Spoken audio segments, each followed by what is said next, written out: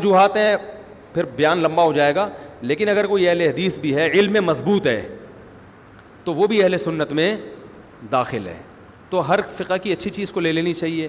بدعت سے اجتناب آپ لیں ان لوگوں سے.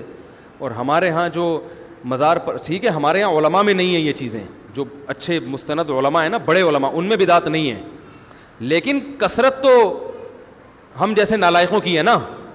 عامی آدمی تو وہ تو عام لوگوں کو دیکھے گا نا, وہاں تو سب کچھ چل رہا ہے, لائٹیں بند کر کے اجتماعی ذکر کی محفلیں پوری ابتدائی ہوتی ہے, لاؤڈ اسپیکر پہ اعلان ہوتا ہے, 3:05 پہ باقاعدہ ذکر کرایا جائے گا. میں پوچھتا ہوں یہ کہاں سے ثابت ہے بھائی؟ ایک تو ہوتا ہے نا کوئی پیر صاحب اپنے مریدوں کو جمع کر لیں تربیت کے لیے, ان کو ذکر کرواتے ہیں, وہ تو ٹریننگ ہے, چلو جی ذکر کی عادت ڈال لیں گے. لیکن لاؤڈ اسپیکر پہ اعلان کر کے کہ خانقاہ میں اتنے منٹ پہ ذکر ہوگا, وہ تمام حضرات محلے والے بھی آ رہے ہیں اس میں, تو یہ اجتماع تو بدعت ہے بھائی, اس کا کہاں سے ثبوت ہے؟ تو یہ بہت ساری اس قسم کی اور بھی چیزیں ہیں. تو وہ پھر چیزیں جب آپ کے پاس آئیں گی تو پھر چیزیں تو آپ کو چیزیں تو آپ کو اپنے دین سے نکالنی پڑیں گی بھائی. قرآن و سنت کو فالو کرو سیدھا سیدھا. ایک صاحب میرے پاس آئے, کہنے لگے یہ قبر پہ بیٹھ کے مراقبہ کرتا ہوں میں اور وہ فیض حاصل کرتا ہوں, کنیکشن ملاتا ہوں. میں نے کہا سیدھا سیدھا جا کسی زندہ بزرگ سے جا کے, زندہ ختم ہو گئے ہیں, مارکیٹ سے شارٹ ہو گئے ہیں کیا؟ کیوں بیٹھا ہوا ہے قبر پہ بھائی, تو مراقبہ کر رہا ہے جا کے, پتہ نہیں وہ قبر سے کنیکشن بحال کر رہے ہیں وہاں سے, کہہ رہے ہیں میں وہاں سے روحانی کچھ چیزیں حاصل کر رہا ہوں. تو ظاہر ہے ایسی چیزوں سے بدعتوں کو پھر فروغ ملتا ہے. تو زندہ لوگ ہیں, زندہ بزرگان دین ہیں, ان کے پاس جاؤ, ان سے دین سیکھو. صحابہ کرام نے نبی سے سیکھا, نبی سے دنیا سے جانے کے بعد پھر وہ آپس میں ایک دوسرے کو نصیحتیں کرتے تھے, اور تابعین نے صحابہ سے سیکھا. ہم تو نہیں دیکھتے کہ رسول اللہ صلی اللہ علیہ وسلم کی قبر پہ بیٹھ کے کوئی محاسبے کرتے ہوں, مراقبے کرتے ہوں. وہ صوفیہ جو کرتے تھے چھوڑ دیں ان کو, کسی کو برا کہنے کی ضرورت نہیں ہے, ان کو چھوڑ دیں اپنے حال پہ. ہم تو ہمارے جتنے اکابر ہیں بزرگان دین, ان کی قبریں ایک بالش سے زیادہ اونچی نہیں ہیں, سب کی قبریں کچی ہیں. تو ہم قبر پرست کیسے ہو گئے بھائی؟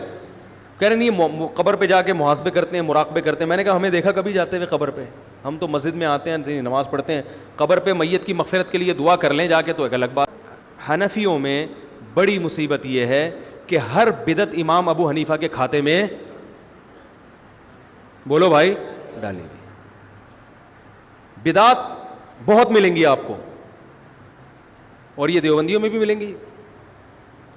جب ان سے بولو بھائی اس کی دلیل کیا ہے, تو سب تو ایسے نہیں ہوتے, سب تو ظاہر ہے ہر جگہ اچھے بھی. میں تو چھوٹا منہ بڑی بات ہو جائے گی نا, میں بڑے عالم سے سنی ہے میں نے یہ بات. تو وہ جب دلیل سے بات کرو, بعض لوگوں کی عادت ہم نے یہ دیکھی ہے, تو وہ حضرت دامت جی نے یہ فرمایا, دامت برکاتہ نے یہ فرمایا, حضرت والا نے یہ فرمایا, تو حضرت جی نے فرمایا. تو عامی آدمی یہ کہتا ہوا تو سمجھ میں آتا ہے, لیکن کوئی عالم کو تو چاہیے بھائی, آپ تو کم از کم کوئی دلیل پیش کریں نا اس کی. تو بہت ساری بدعتیں رائج ہو چکی ہیں, لیکن پھر وہ فقہ حنفی کے کھاتے میں ڈال دیتے ہیں کہ ہم حنفی فقہ کو فالو کرتے ہیں, اور فقہ حنفی میں ایسے ہے. فقہ حنفی میں حالانکہ وہ ایسا امام حنیفہ نے نہ ایسا کہا ہوتا ہے, نہ ان کی کوئی ایسی رائے ہوتی ہے, نہ ان کے شاگردوں نے, نہ مجتہدین سے کچھ منقول ہوتا ہے. تو ہمارے حضرت فرمایا کرتے تھے کہ تقلید کی جاتی ہے مجتہد کی. اب یہ نہیں کہ جو بات کہہ دے وہ پتھر پہ لکیر بن گئی, آپ نے صرف اس لیے ماننا ہے کہ وہ ہمارے حضرت جی نے کہی ہے, ایسا نہیں ہے. تو مقلدین میں بدعت کی بیماری زیادہ ہے, اور اہل حدیث اکثر بدعات سے بچے ہوئے ہوتے ہیں. اکثر میں نے دیکھا ہے کہ وہ بدعت سے دور ہوتے ہیں, ان میں بہرحال یہ خوبی ہے. تو سعودی عرب میں چونکہ عربوں کا مزاج ہے کہ وہ بدعت کو نہیں مانتے, وہ بدعت سے بہت دور ہیں. تو اہل حدیث حضرات جو سعودی عرب میں اتنے زیادہ ہیں, وہ اس لیے نہیں کہ چاروں مذاہب کو نہیں مانتے, اگر وہ یہ بات کریں گے تو وہ سعودی عرب میں ان کو جگہ نہیں ملے گی. وہ اس لیے کہ خاص طور پر سعودی عرب میں جو اہل حدیث ہیں وہ بدعت سے, بولو بھائی, بہت دور ہیں. تو بدعت سے تو ہم سب کو دور رہنا چاہیے بھائی. بہت ساری چیزیں ہم نے امام حنیفہ کے کھاتے میں ڈال دی ہیں, بہت ساری چیزیں ہم نے فقہ حنفی کے کھاتے میں ڈال دی ہیں, بہت ساری چیزیں ہم نے رسول اللہ صلی اللہ علیہ وسلم کی طرف منسوب کر دی ہیں. عرب اس کا بڑا خیال کرتے ہیں, حدیث صحیح ہونی چاہیے. ہمارے ہاں ایک بڑی مصیبت یہ بھی ہے کہ ہمارے ہاں جو واعظین ہیں دیوبندی حضرات میں یا حنفی حضرات میں, ان میں بھی بہت سے واعظین بیان کے دوران صحیح اور ضعیف حدیث میں فرق نہیں کرتے. واقعات میں اس کا خیال نہیں کیا جاتا یہ مستند ہے بھی کہ نہیں ہے, اس کا سے بھی بڑا امیج دنیا میں خراب جاتا ہے.